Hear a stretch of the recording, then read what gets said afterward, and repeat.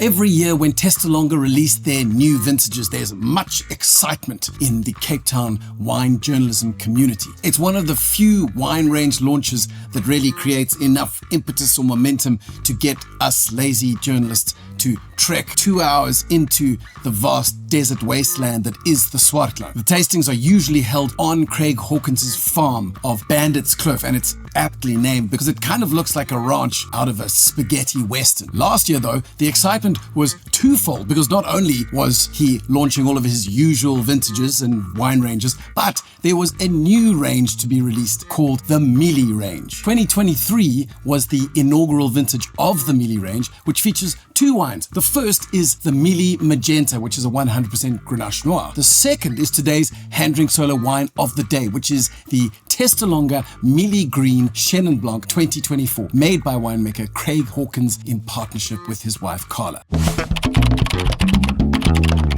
A mielie in South African vernacular is really just another name for corn on the cob, which may or may not have been obvious from the artwork on the label. Mielies are very definitely one of South Africa's national foods, along with things like bobotie, boerewors, cheese and nyama, and mieliepap.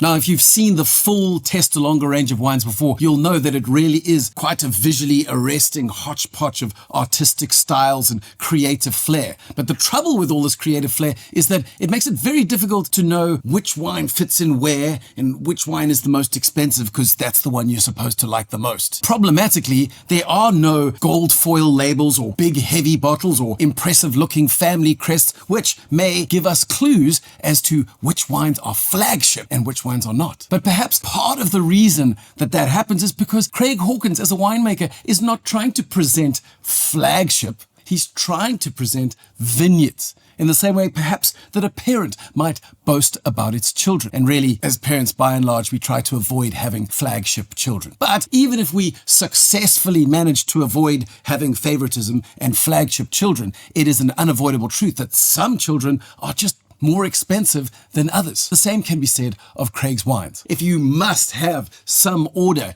in the chaos, then a simple way to divide up the range is to start with Mielie, which is really wines made from vineyards that could come from anywhere in the Swartland, and as Craig explains, these are usually slightly younger vineyards. Then you have the baby Bandito wines, which are always single vineyards, often old vine, also all made according to organic principles, as are all Craig's wines. Then there is the El Bandito range, which is perhaps slightly more distinctive, slightly smaller, perhaps lower yielding, older vineyards. And finally, you have the Bandit's Cliff range, which are all estate wines made purely with fruit from Craig's farm of Bandit's Cliff. Again, that doesn't make any of the wines better or worse than the others, but it may make them harder to find or more expensive to buy.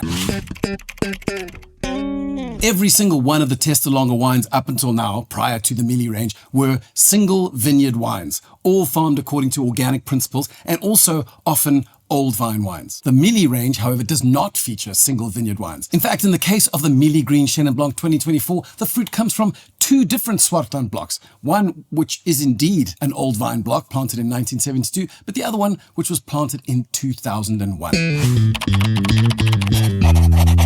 Craig Hawkins' insistence on working only with organic fruit and dryland vineyards and never adding any yeast or additives in his cellar makes him one of only a handful of really legit natural winemakers in the strictest sense of the word. Now, if you are a big fan of this philosophy of winemaking, then you need to track down some of his peers as well, which includes Intelligo wines from Redelinghuys, Vine Venom from Samantha Suddens, Johan Stompie Meyer with his Mother Rock range, and of course, Jasper Wickens with vineyards tended by his wife, Francisca Wickens. But rather than talking about those other lunatic fringe winemakers, let's get into the glass and see what this particular lunatic fringe winemaker has prepared for us.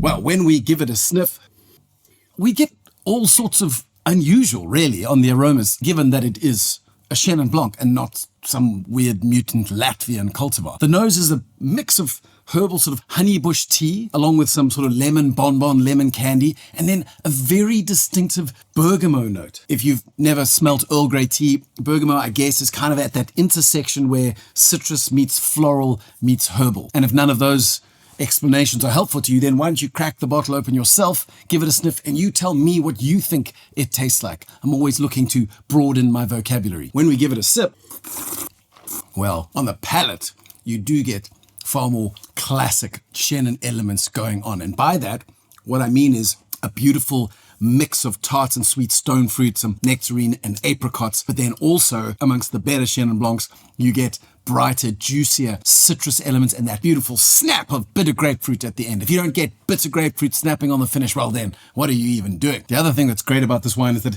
it's quite chewy in its texture, and there's a little bit of powderiness to it as well, which really makes it very sensorially arresting. And as the wine warms in the glass, those elements we spoke about, apricot, nectarine, citrus, they all kind of slowly start to magnify, and the wine really gets bigger as you let it sit and warm up in the glass. That's all we have time for today, but I'm not going to just leave you in the glow. I will leave you links to 2 videos, one of which talks about all the various wards within the Swartland and what you can expect from each, and the other one focuses on one very magical little ward right up in the far north of the Swartland called Piketberg, and all of the exciting things that are going on there. Both of those videos will give you far more complete context into how you might enjoy this wine more.